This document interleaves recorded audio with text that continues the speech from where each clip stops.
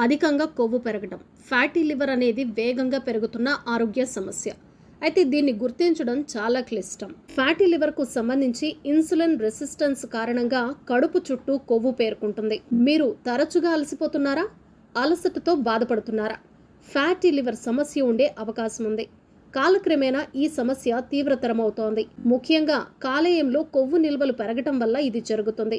అసౌకర్యంగా అనిపించడం లేదా నొప్పి అనుభూతి కలగటం, ఆహారం తినాలి అనే ఆసక్తి లేకపోవటం, ఒంట్లో నిస్సత్తువగా అనిపిస్తే ఫ్యాటీ లివర్ సమస్య ఉండే అవకాశం ఉండవచ్చు.